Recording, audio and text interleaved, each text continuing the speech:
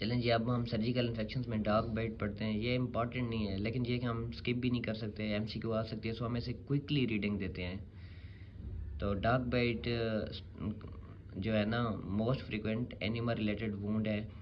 ठीक है, रेबीज़ आपने सुना होगा। तो डार्क बाइट अगर एक रेबीज़ वायरस को ट्रांसमिट कर सकता है, उसकी वजह से रेबीज़ डिजीज़ हो सकती है। तो हम रेबीज़ पे ही फोकस करते हैं। तो dark bite can transmit rabies virus through saliva. और इस डिजीज़ का इंक्यूबेशन पीरियड 1 to 3 मंथ है, लेकिन ये 1 वीक से लेस भी हो सकता है, 1 साल से ज़्यादा भी हो सकता है। और अगर आपको सस्पेक्ट हो कि आपको किसी ऐसे डॉग ने बाइट किया है, यानी कि पागल कुत्ते ने, रैबिट डॉग ने, तो आपने फिर इंजेक्शन लगवाने होते हैं। और इसके अलावा रेबीज़ की वैक्सीन भी होती है। अगर आपको पहले आपने वैक्सीन लगवाई हुई है तो फिर आप सेफ़ हैं, नहीं तो आपको रैपिडली इंजेक्शन लगवाने होते हैं डॉग बाइट के। तो कोई स्पेसिफिक प्रोटेक्शन नहीं है क्लिनिकल रेबीज़ की। अगर हाँ, ये है कि इंक्यूबेशन पीरियड में आप डिजीज़ को सप्रेस कर सकते हैं, लेकिन अगर एक पेशेंट को रेबीज़ हो जाए तो उसका मतलब डेथ रेट 100% है। इसके अलावा अगर एक पेशेंट है, उसको एक्सपोजर हो गया, उसको डॉग ने बाइट कर लिया, तो पोस्ट एक्सपोजर प्रोफिलैक्सिस भी उसकी करनी होती है।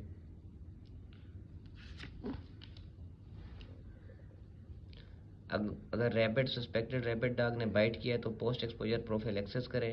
अब पेशेंट आपके पास आया है, वो कहता है कि डॉक्टर साहब मुझे कुत्ते ने काट लिया है, तो अब आपने क्या करना है? पोस्ट एक्सपोजर प्रोफिलैक्सिस करनी है।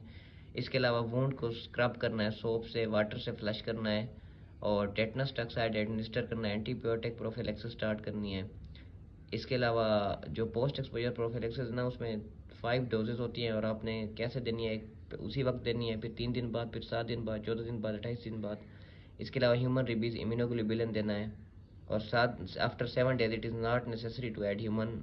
अगर 7 दिन के बाद प्रेजेंट कर रहा है तो फ़ायदा नहीं है कि आप जो है ना ह्यूमन रेबीज़ इम्यूनोग्लोबुलिन दें, क्योंकि 7 दिन तक के अरसे तक आपकी बॉडी की अंदर खुद सलाहियत होती है कि वो antibodies produce, endogenous antibodies produce कर लेती है। अगर पहले पहले आए तो आपने विदिन 7 डेज आए तो आपने ह्यूमन रेबीज इम्यूनोग्लोबुलिन देना है। 7 दिन के बाद है तो नहीं देना। अच्छा, एक प्री एक्सपोजर मतलब इंसान को अब कुत्ते ने नहीं काटा, वैसे अगर वो अपनी यानी कि प्री एक्सपोजर रेबीज़ वैक्सीन लेना चाहता तो फिर कितनी डोजेज देंगे? पोस्ट एक्सपोजर में 5 दे रहे थे, प्री एक्सपोजर में हम 3 डोजेज देते हैं, 0, 7 एंड 21 डेज।